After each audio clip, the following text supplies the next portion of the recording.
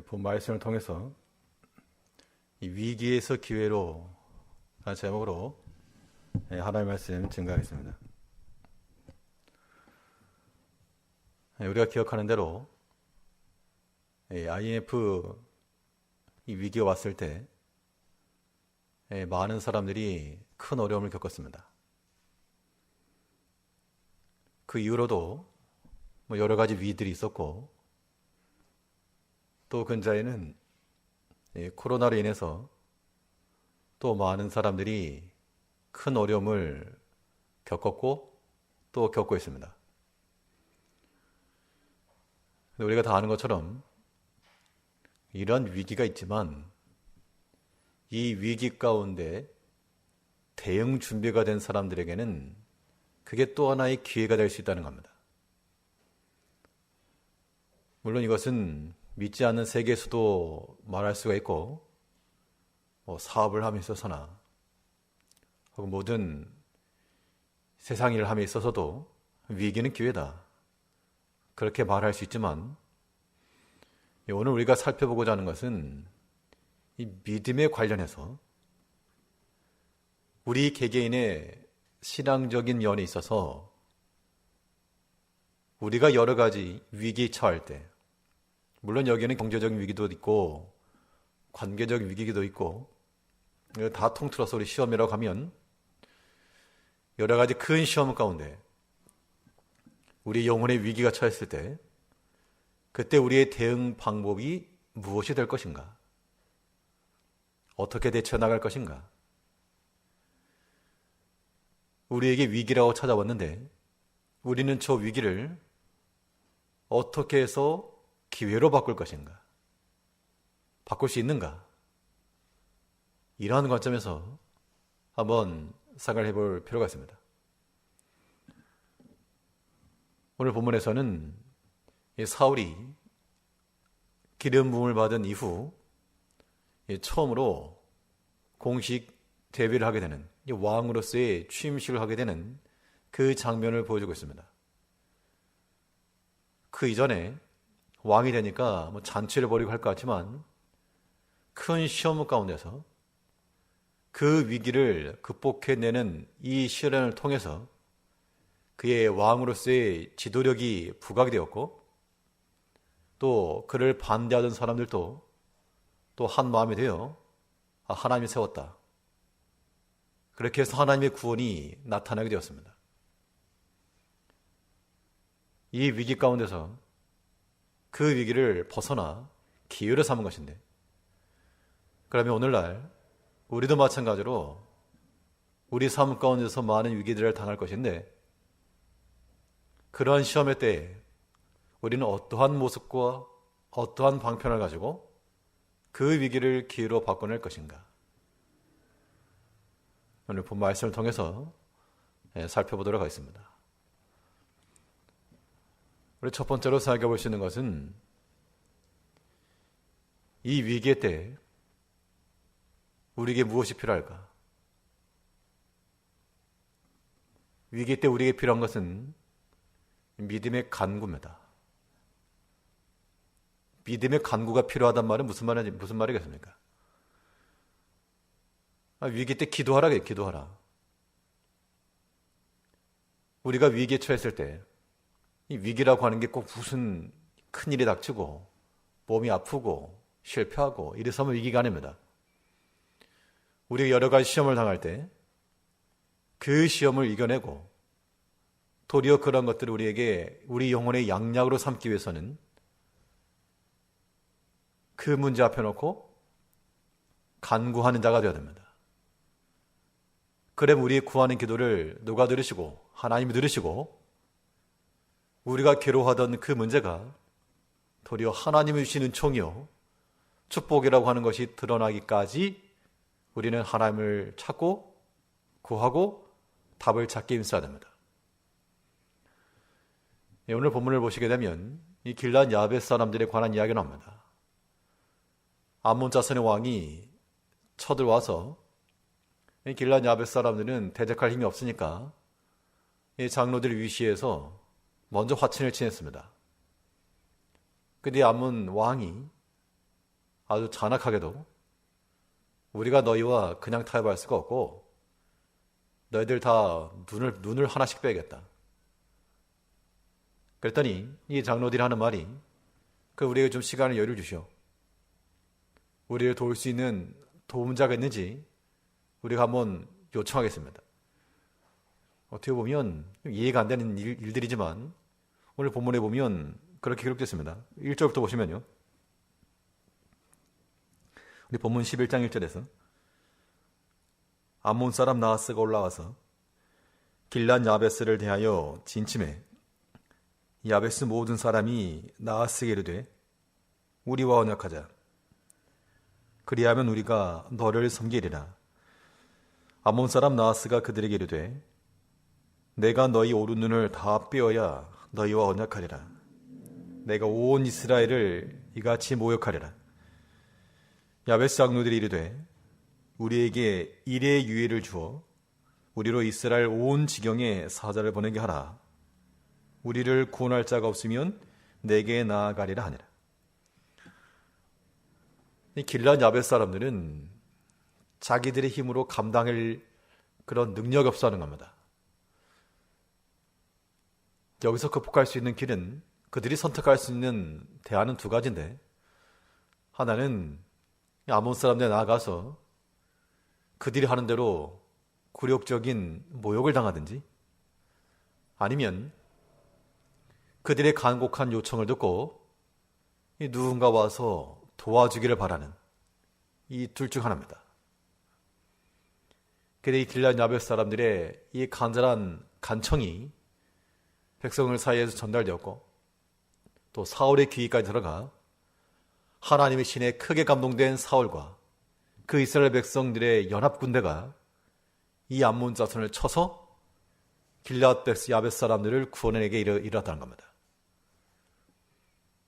그러면 하나님이 구원하시는 방법을 보시면요, 꼭 내가 힘이 있어야지만 해결되는 것이 아니고 우리가 하나 앞에 간청하면 하나님께서 초자연적 능력으로 직접적으로 역사할 수 있으나, 그러나 또 하나님께서 여러 사람을 통해서도 내가 생각지도 않았던 여러 가지 일들을 통해서도 얼마든지 충분히 역사해 줄 수 있다 그 얘기입니다.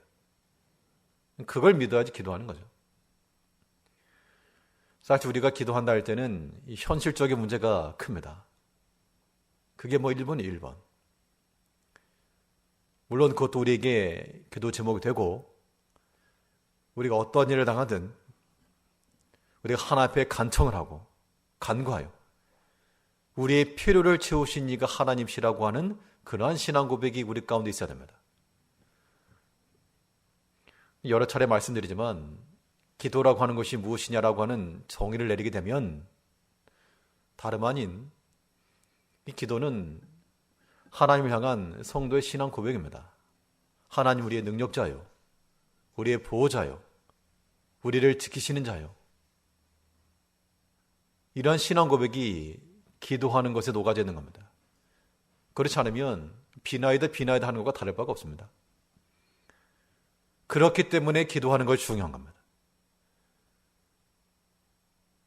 우리 성도들의 삶 가운데서 기도하는 삶이 되어야죠, 당연히.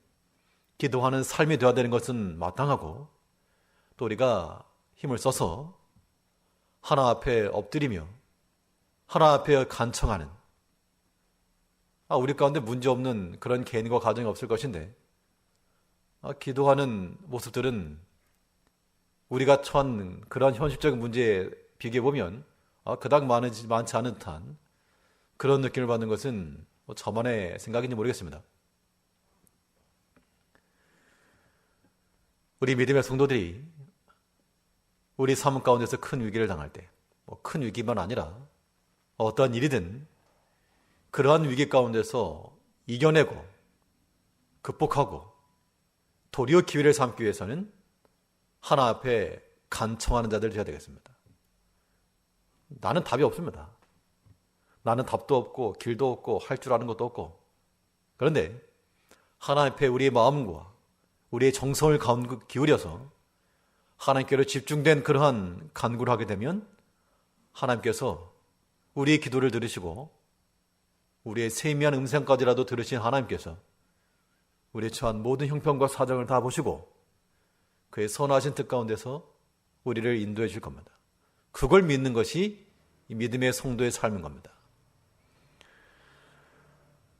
이 솔로몬이 성전을 건축한 후에 이 낙성시를 행할 때 그가 하나님 앞에 간절히 간구하였습니다. 그때 하나님께서 솔로몬에게 응답하시기를 어떻게 응답했는가 하면 너희가 만일 이 성전에 나와서 내게 구하면 내가 보고 내가 듣고 너희를 고칠 것이라. 물론 우리가 어디서나 기도할 수 있지만 특별히 하나님께서는 너희가 이 전에 나와, 물론 그때는 솔로몬 성전이었죠. 이 전에 나와 내게 간구하면 내가 보고 듣고 너희를 구원할 것이라. 고쳐줄 것이라. 그러므로 하나님의 전을 사랑하시고 이 전에 기도하는 자리들이 끊어지지 아니하도록 항상 하나님 앞에서 출석 체크들 해 나가시길 바랍니다. 나는 문제가 없으니까 기도하지 않겠습니다. 굉장히 위험한 발언입니다. 예전에 어떤 목사님께서 이 교인들이, 특별히 이 직분자들이 기도 생활에 게을리하니까 왜 기도하지 않습니까? 기도 안 해도 사업 잘 되고 애들 잘 되고 걱정 없습니다. 우스갯소리였겠지만 그러면 기도할 수 있는 환경 달라고 기도하겠습니다. 꼭 상황이 어려워지고 나서야 기도가 아니고 하나님께서 우리에게 형통한 길을 주실 때는 그때는 더욱더 이 기도를 미리 쌓아놓는 겁니다. 진을 구축해 나가는 것처럼 우리 하나님 앞에 간구하고 우리를 도우시는 하나님이 우리 항상 함께 계심을 확인을 하고 그 담대함 가운데 살아가는 것, 이것이 우리가 만난 큰 위기를 벗어나는 길이 되는 겁니다. 사람은 도와줄 수 없는 그런 일을 당할지라도 우리의 마음이 하나님께로 기울어지고 하나님을 향하여서 애가 타고 간절하고 하나님 도와주지 않으면 우리 두 눈이 다 뽑힙니다. 나는 그렇지만 나는 나이가 들어서 이제 죽어도 여한이 없지만 우리 저 자식들, 저 어린 것들 불쌍한데 저 두 눈이 뽑혀가지고 저가 사랑과 생각만 끔찍합니다. 답이 없죠. 마음이 슬프고 먹먹하고 그러니까 기도하는 겁니다. 이 상황 가운데서 우리의 눈을 보여줄 수 있는 분은 우리의 눈을 지으신 하나님이시오. 우리의 먹고 마시는 것도 우리 사람을 지으신 하나님이시오. 우리 몸이 강건해지는 것도 우리 육체와 폐부와 심장을 살피시는 하나님으로 인해서 가능한 겁니다. 그러므로 우리 믿음의 성도들은 위기 때 무엇하시라? 기도하시라. 성경에 있는 말씀이잖아요. 야고보 5장 13절에 이런 말씀이 있습니다. 고난당하는 자가 있느냐? 저는 뭐 할 것이요? 기도할 것이요. 야고보 5장 13절. 고난당하는 자가 있느냐? 저는 기도할 것이요.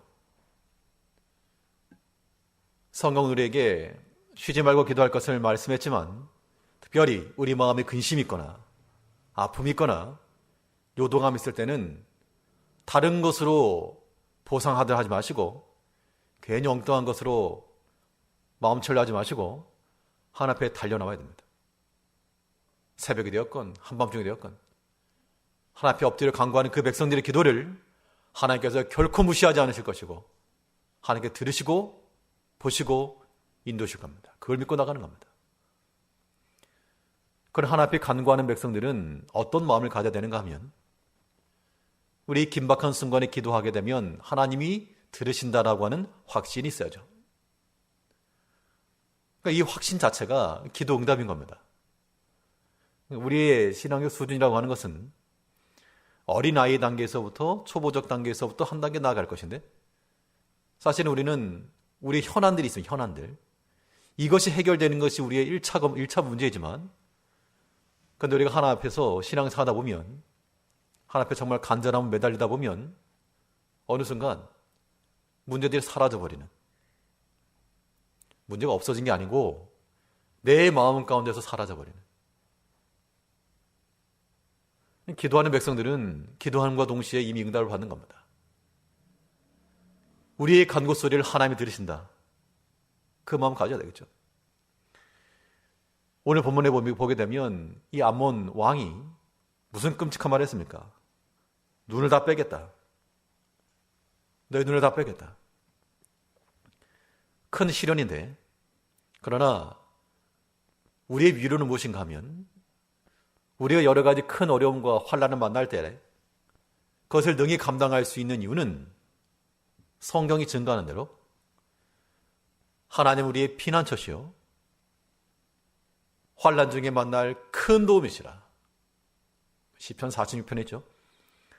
우리가 여러 가지 시험을 당할 때 그때 하나님 우리의 피난처가 되시고 그 고난 중에 우리가 만날 큰 도움이시라. 그러니까 어떤 위기와 시험이 와도 하나님 앞에 엎드려 그를 피난처로 삼고 나아가면 우리에게 다가오는 그 위기와 시험보다 도움이 더 크기 때문에 남는 장사라. 예전에 어렸을 때부터 들었던 말씀 가운데 양통신앙 이런 말씀 자주 하셨습니다. 양통신앙. 성도인이 양통신앙이 있어야 된다. 우리의 고난이 오면 하나님께서 내게 또 무슨 종을 주려고 그러는가?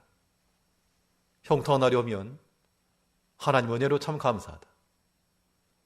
그래서 형통에도 감사하고 고난 가운데 처했어도 감사하고 양통신앙이 있어야 된다. 그런 말씀들 자주 들었는데 우리에게도 필요합니다. 고난 자체가 우리에게 즐거울 리가 없으나 그 고난 중에 우리가 하나님을 찾고 하나님께서 우리 기도를 들으신다라고 하는 그 확신이 우리 가운데 있으면 우리 이미 게임 끝난 겁니다.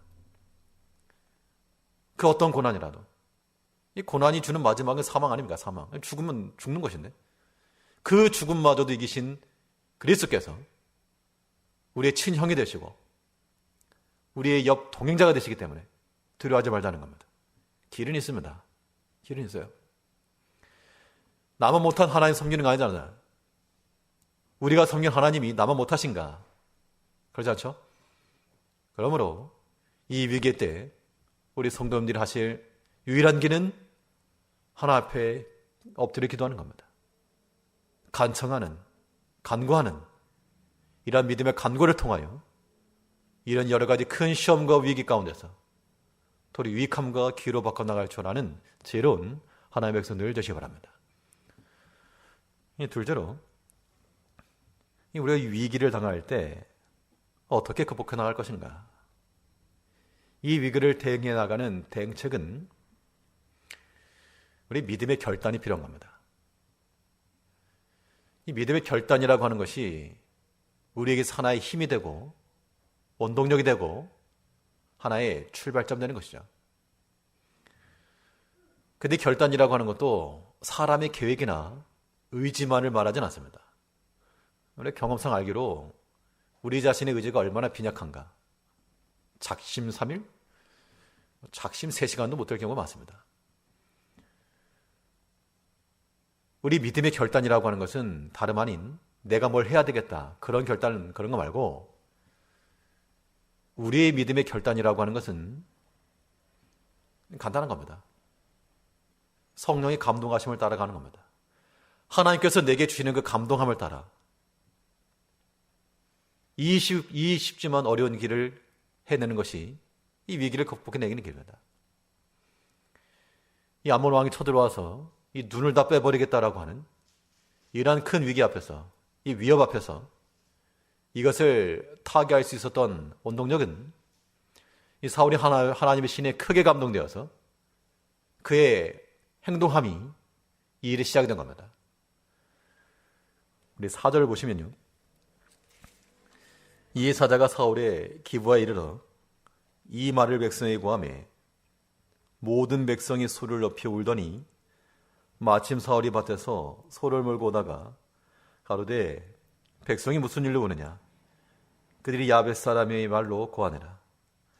사울이 이 말을 들을 때에 하나님의 신에게 크게 감동되매 그 노가 크게 일어나서 결국 사울은 자기가 왕이었지만 지금 속 끌고 다니고 있죠. 근데 하나님의 신에 크게 감동된 이후로 그때부터 왕의 권세를 사용한 겁니다. 그러니까 우리가 무슨 일을 하건 하나님의 영의 감동하심을 받음이 없으면 그냥 평범한 범인이 되는 것이고 속 끌고 다니는 그냥 동네 아저씨인 겁니다. 근데 하나님의 신의 감동이 되니까 하나님 나라를 맡은 왕이요, 하나님의 백성들을 지도하는 지도자요, 하나님의 백성들을 인도하고 권면하는 그런 보호자로서의 기능, 그 역할을 감당했다는 겁니다. 오늘날 우리가 이 하나님의 신에 감동되는 길이 무엇일까? 하나님의 영이 어떻게 역사하시냐 보면 아는 겁니다. 이 성령의 역사함은 반드시 이 그리스도와 더불어 함께 역사하시는데, 예수님께서 승천하시기 전 제자들에게 하신 말씀입니다. 내가 가면 보혜사를 너에게 보낼 것이다. 그가 내가 너에게 한 말을 기억나게 할 것이라. 즉 성령께서는 그 하나님의 말씀과 병행하여 역사하십니다. 말씀과의 동사입니다. 동사. 함께 일하는 겁니다. 그리고 우리가 하나님의 성령의 감동함을 받기 위해서는 하나님의 말씀이 항상 접촉이 되어 있어야 되고, 우리 귀가 열려야 되고, 우리의 모든 오감이 다 열려 있어야 됩니다. 그때 하나님의 말씀에 의지하여서 우리 마음에 감동을 받게 되면 그것이 구원의 시작이라. 그런데 이 성령의 감동함이라고 하는 것은 우리가 어떻게 관리를 하셔야 되는가 하면, 하나님 영을 관리한다는 말이 좀 어폐가 있지만, 하나님께서 우리 마음 가운데 감동을 주셨을 때 그 성령의 감동을 뭐 하지 않아야 되겠습니까? 소멸치 말고, 하나님께서 우리 마음 가운데 깨달음을 주셔가지고, 이건 이렇게 행동해야 되겠다. 이번에 내가 이렇게 봉사를 해야 되겠다. 이번에 내가 이런 섬김을 좀 해야 되겠다. 그런 마음을 주시면 즉각 순종해야지. 조금 미루면 없어집니다. 왜 성령의 감동함을 따라 행한다는 것은 하나님께서 우리에게 마음을 주실 때 즉각적으로 머뭇머뭇거리지 마시고 갈까 말까, 던질까 말까, 갔거나 말거나 머뭇거리지 말고 하나님께 속하는 게 중요합니다. 열왕기상 18장 21절에 보게 되면 하나님의 선자가 백성들을 향해서 외친 말입니다. 너희가 하나님과 바알 사이에서 언제까지 머뭇머뭇거리려느냐. 두 사이에서 머뭇거리지 말고 하나님을 택하라. 중간에 양다리 삼지 말고 오직 하나님께 속한 자가 되어 하나님 편에 서서 그 주의 감동하심을 따라 하나님이 기뻐하시는 행하라. 이것은 오늘날 우리에게도 동일하게 적용되는 겁니다. 그러니까 우리가 여러 가지 일들을 당할 때 하나님의 기뻐하신 뜻은 분명합니다. 정해져 있습니다. 근데 우리가 거기 자꾸 사람의 욕심이 들어가고 고집이 들어가고 인간의 자존심과 생각이 들어가니까 자기를 못 꺾어서 마치 발람이 자기를 고집했던 것처럼 발람의 길을 걸어가다가 망하고 마는 겁니다. 성령의 감동하심을 따라간다는 것은, 하나님의 신에 감동되었다는 것은 자기 뜻대로 하겠다는 게 아니죠. 하나님께서 역사하시는 그 길을 따라 나는 그저 수단으로 하나님의 손에 들려진 막대기에 불과한, 능력은 하나님께서 나오고 우리 그저 막대기에 불과하다는 겁니다. 이런 마음을 가지고 우리 마음 가운데 역사하시는 그 성령의 감동하심을 우리가 소멸치 말고 하나님께서 옳다 인정하시는 그 일을 감당하면 되는 겁니다. 여긴 누가 잘했다 못했다 말할 이유도 없어요. 우리 신앙 양심을 따라 하나님이 기뻐하신 일이면 우리가 행하면 되는 겁니다. 로마서에 있는 말씀처럼 하나님의 뜻이 무엇인지 분별하라. 그 앞에 달려있는 말씀이 무엇입니까? 그냥 하나님의 뜻이 아니고요, 하나님의 선하시고 기뻐하신 뜻이 무엇인지 분별하라. 우리가 행하는 모든 일은 하나님의 뜻을 벗어나는 경우가 없습니다. 우리가 만일 죄를 져도 이거 하나님 뜻 아래 있는 겁니다. 이 말이 내 죄진 게 하나님 때문이다 그렇게 말하는 게 아니고, 나는 죄를 범할 수도 있고 선을 행할 수 있는데 하나님 다 아신다는 겁니다. 이때 내가 만일 하나님 앞에 선을 행하고 의를 행하게 되면 어떤 길을 가게 되고 누구를 만나며 어떤 일이 벌어질지 하나님 다 아시고, 우리가 만약 죄를 범하게 되면 어떤 일을 당하게 될지 그 모든 경우의 수를 하나님이 다 아신다는 겁니다. 이것이 하나님의 전지전능합니다. 정말 이건 굉장히 심오하게 들으셔야 됩니다. 제 신앙 삶 가운데서 제가 크게 깨달은 것 가운데 하나가 바로 그것인데, 하나님의 뜻이라고 하는 것은 어느 게 하나님의 뜻일까? 어느 것이 하나님의 뜻일까요? 알아보셔 보시오. 이거 안 해도 내가 뭘 택해도 하나님의 뜻이 아닌 거 없습니다. 그러나 성경은 말하기를 하나님이 기뻐하시는 뜻을 찾아라. 답은 나온 겁니다. 우리 여러 가지 시험을 당할 때라도 우리 신앙 양식을 바로 쓰게 되면 세상과 타협하지 않고 하나님의 일 뒤로 미루지 않고 말씀 양보하지 않고 하나님이 지도하시는 그 길 따라 나아가면 하나님께서 반드시 우리에게 생명길, 구원의 길 주십니다. 바닷물을 열어서라도 걸어가기 전 하나님께서, 죽은 자도 살신 하나님께서 우리가 감당할 우리가 직면한 그 일 감당 못하실까? 그러지 않습니다.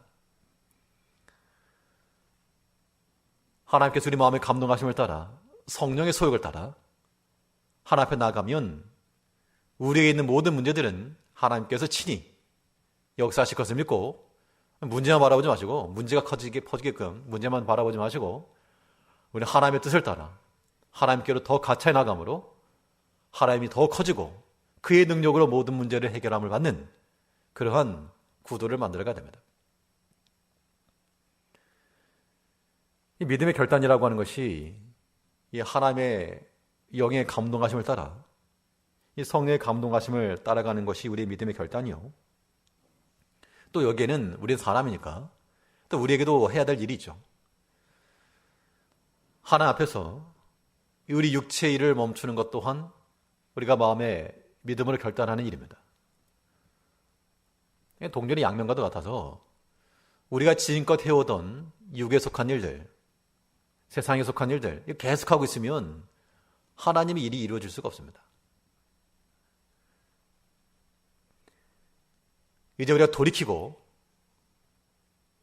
그동안 행하던 것들을 멈추고 하나님께로 뛰어가기로 준비된 상태가 되어야 됩니다. 사울은 그가 기름을 받고 왕으로서의 호칭을 사무엘로부터는 이미 언제를 받았으나, 그래 지금 하고 있는 모습을 보게 되면 평범한 속 끌고 다니는 동네 사람이었습니다. 우리 5절 말씀을 다시 보시면, 이 마침 사울이 밭에서 소를 몰고 오다가 가로되 백성이 무슨 일로 오느냐, 그들이 야벳 사람의 말로 고하니라. 큰 위기 소리를 듣고 백성들이 울고 있는 때에 사울이 밭에서 소를 몰고 오다가, 이거 그냥 그저 평범한 일상을 앓고 있습니다. 그러다가 그의 말을 듣고 하나님의 신이 그에 크게 일어나 7절 말씀 보시면, 한결이 소리를 취하여 각을 뜨고 사자의 손으로 그것을 이스라엘 모든 지경에 두루 보내 가로되 누구든지 나와서 사울과 사무엘을 좇지 아니하면 그 소들도 이와 같이 하리라 하였더니 여호와의 두려움이 백성의 임함에 그들이 한 사람같이 나오니라. 평범하게 하루하루 일과를 마치던 그 사울이 소를 끌고 가다가 하나님의 신에 크게 감동을 받고 그동안 자기가 끌고 다니며 자기가 행하던 그 일들, 매일 아침마다 나가서 수고롭게 일하던 그 모든 일들, 그 일들을 끝을 내고 그 소들을 잡아서 도리어 각을 내어서 이스라엘 온 지파에 보내므로 이스라엘 왕으로서의 그 일을 지금 시작하고 있습니다. 만일 소가 아까웠더라면, 한결이면 2마리니까요. 소 몇 마리를 끌고 갔는지 모르겠으나 아무튼 소를 몰고 오다가 그 중에 2마리 잡아가지고, 소 2마리면 지금으로도 소 한 마리를 뜯고 한 근담 먹으려고 해도 비싼데, 소 2마리면 큰 재산이죠. 그거 아까워가지고 못하겠습니다. 그렇게 하지 않았고 하나님의 영이 감동함을 주시는 그때 그대로 순종했다는 겁니다. 그랬더니 그 행위가 이스라엘 백성들의 두려움이 되었고 하나님의 권세를 보여준 겁니다. 어떻게 보면 희생이고 손실입니다. 그걸 하나님께서는 우리 믿음의 수고를 결코 헛되게 하지 않으시고 반드시 하나님께서 보상해 주실 것을 믿어야 됩니다. 그런 마음 가지면 얼마든지 주 앞에 더욱 기쁜 마음으로 우리의 것을 드릴 수도 있고, 또 우리 자신 일들, 그동안 해가던 것들에서 이제 멈춰서서 돌이켜 주의 방향으로 달려갈 수 있는 겁니다. 이 사울이 이제 왕으로서의 터닝 포인트가 바로 이 시점에 있었습니다. 하나님의 신에 크게 감동을 받고 그동안 크게 여기던 그 바테를 중단한 채, 그에게는 하나님의 믿음의 결단이죠. 그 믿음의 결단이 그로 하여금 위기에 빠진 이 민족적 위기를 구원하게 한 겁니다. 우리가 큰 시험에서부터 벗어나는 길은 의외로 간단할지도 모를지입니다. 의외로 간단하다는 것은 모든 것에 답은 다 하나로 귀결이 되겠는데, 하나님의 마음, 하나님이 주신 감동함을 따라 육적인 일을 제하고 하나님께 돌이키면 하나님이 행하신다고 이야기합니다. 우리 믿음의 성도들이 처한 모든 위기는 우리의 보호자 되시는 우리 아버지 되신 하나님께서 친히 감당해 주신다라고 하는 그 믿음을 따라 우리의 감동하시는 대로, 우리가 말씀 주시는 대로 그 붙잡고 신속히 순종하여, 남김없이 온전히 순종하여 우리를 향하여서 이루시는 그 구원을 목도하고 경험해 나간다는 겁니다. 이런 믿음의 결단을 통해서 우리가 여러 가지 큰 시험을 당할지라도 그런 위기에서부터의 도리어 기회를 찾아낼 줄 아는 그 능력 있는 하나님의 백성들이 되어야 됩니다. 마지막으로 이 위기에서의 기회로 나아갈 수 있는 길이 무엇인가? 이게 이제 백성들이 보여준 예인데요. 믿음의 합심입니다. 합심. 마음을 합하여 모든 어려움의 때를 극복해 나갈 수가 있는 겁니다. 합심이라고 하는 것은 1차적으로는 이 믿음의 공동체 내에서 형제들과 합심이죠. 이 교회의 본질은 모이는 데 있습니다. 그러니까 사람이 많은 교회가 있고 적은 교회가 있습니다. 어떤 교회가 더 평안하고 안전할까요? 둘 다 똑같습니다. 10명 있으면 10명 중에서도 분쟁이 일어나고, 2명 있으면 2명에서도 분쟁이 일어나고, 때로 혼자 있어도 내 속이 이랬다 저랬다 바뀔 때가 많은데, 사람이 모인 곳은 언제나 분쟁일 수밖에 없으나, 그러나 그런 서로 다름과 막힘 속에서 자기를 낮추고 소통하며 화목의 길을 걸어가는 것, 이것이 하나님이 기뻐하시는 길이요, 또 교회의 공동체가 보여야 될 모습인 겁니다. 이 사울이 온 이스라엘에 소집령 내렸을 때 그 백성들 가운데서 모든 백성들이 다 한 마음이 되어서 나왔다 그랬습니다. 우리 7절 다시 보시게 되면, 한결의 소를 취하여 각을 뜨고 사자의 손으로 그것을 이스라엘 모든 지경에 두루 보내 가로되, 누구들이 나와서 사울과 사무엘을 좇지 아니하면 그 소들도 이와 같이 하리라 하였더니, 여호와의 두려운 백성에게 맘에 그들이 한 사람같이 나온지라. 사울이 배색에서 그들을 계수하니 이스라엘 자손이 30만이요 유다 사람은 3만이었더라. 이스라엘 백성들 가운데서 이 장정들이 지금 다 몰려 나온 겁니다. 물론 하나님이 싸우시는 싸움이지만 거기 사람이 필요하죠. 사람이 수단이니까. 그 백성들이 다 한마음이 되어서 합심하여서 이 암몬 자손을 치는 일에 비록 미력하나마 내가 무슨 일이 할 일이 있겠습니까? 그런 말 하지 않고 다 각자가 자기 위치에 서서 한 사람씩 때려잡아가지고 거기서 전쟁의 승리를 가져온 겁니다.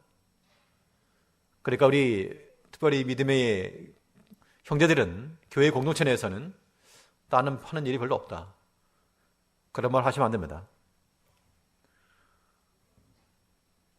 이 목회자 입장에서 보게 되면 우리 제1교회는 그래도 뭐 아주 개척교회 같은 소수 인원만은 아니니까 뭐 그럴 수 있지만, 정말 예전 몇 명 안 되는 그 교회 내에 있을 때 와가지고 그냥 앉아있는 것만도 얼마나 감사한지 모를 일이었습니다.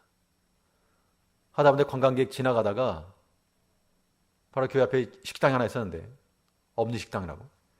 식당에 들렸다가 교회가 있으니까 들어와가지고 교회에 앉아있다가 하는 것, 그것만으로도 얼마나 감사한지 모릅니다. 그러니까 나는 할 일 없다 하지 마시고, 할 일 없다 생각하시는 분들은 교회 와중에 앉아만 계셔도 큰일입니다. 우리가 마음을 하나로 모으는 게 중요해요. 무슨 봉사일을 한다 할 때 꼭 와서 무슨 일을 해야지만이 아니고 함께 모이는 것 자체가 능력인 거죠. 일단 수가 많아야지 이기는 겁니다. 수가 많아야지. 그런데 이 핑계에 잡힌 게 되고 없던 스케줄 만들어내고 그러면 하나님 그거 기뻐하지 않으십니다. 모이기를 힘쓰라 했으니까 모이기를 힘쓰고, 이 코로나 때문에 우리 지금 잠시는 이런 조정의 기간을 거치긴 하지만 그래도 모든 성도들의 마음은 하나님의 전으로 향해야 됩니다. 긍정적 마음으로, 긍정적 시각으로 보게 되면 가정에서라도 하나님 전으로 마음을 모으고 그 가정을 하나님의 성전으로 삼고 또 핑계하지 않고 힘써서 하나님 전에까지 달려나오는 그 수고로움이 있을 때 그래야지 이기는 겁니다. 하나님 능력이 없어서 백성들 33만 나오라 했겠습니까? 30만 아니라 300명으로도 이겼던 하나님이십니다. 그럼에도 불구하고 모든 백성을 다 나와라. 한 데에는 이유가 있죠. 하나님의 말씀은 모든 성도들에게 다 적용되는 것이므로 우리가 형제들과 한 마음이 되도록 서로 막혀서 안 됩니다. 나 잘났다고 하면 못난 겁니다. 그거. 서로 마음을 합하여서 한 마음 돼 사게 되면 뭘 해도 즐겁고, 그렇지 않으면 뭘 해도 싫은 겁니다. 그거. 그러한 참 슬픈 일이 일어나지 않도록 항상 마음을 하나로 모으는 그런 합심의 단계가 필요합니다. 그러나 중요한 것은 사람과의 합심만이 필요한 게 아니고 하나님과의 합심이 더 중요하죠. 하나님과의 합심이라고 하는 것은 방향성을 설정해 주는 겁니다. 우리 마음이 항상 하나님께로. 그러니까 사람이 여러 모였을 때 누구 중심으로 모일 것인가? 사람은 자기 말 하라 그러면 다 자기가 옳기 때문에 우리는 반드시 하나님을 중심하여서, 이건 이제 개개인의 신앙적 판단이겠지만, 다 하나님을 중심하여서 하나님께 우리 마음을 맞추고 기울여서 그 같은 주파수 내에서 행동해 나가는 것, 이것이 우리에게 승리를 담보하는 길이 되는 겁니다. 결국 이겼죠. 결국은 이겼다는 겁니다. 이기고 나니까 하나님께서 백성들에게도 승리를 주었고 사울에게도 승리를 주었습니다. 그 전날에 이 비류들이 나와서 저 사울을, 저게 어떻게 우리를 구원하겠는가 그랬는데, 이 근본 사건을 통해서 그 모든 것들을 제압을 하고 하나님께서 그런 지도자로서 왕의 권세를 세우신 겁니다. 이게 다 수고와 합심과 협력을 통해 나갈 때 이런 구원을 얻게 된 겁니다. 우리 삶 가운데 우리가 피할 수 없는 큰 위기와 환난과 어려움의 때가 있겠지만 그때마다 우리는 준비된 상태에서 그런 위기를 기회로 잘 대응해 나가셔야 됩니다. 큰 시험의 때마다 하나님 앞에 간구하며 우리의 믿음의 결단과 또 하나님과의 그런 마음을 맞춤을 통하여서 위기를 기회로 바꾸고 불행을 즐거움으로 바꿔 자낼 줄 아는 그런 변화 역사를 이뤄내는 능력 있는 우리 하나님의 백성들이 되어야 될 줄 압니다. 기도하겠습니다.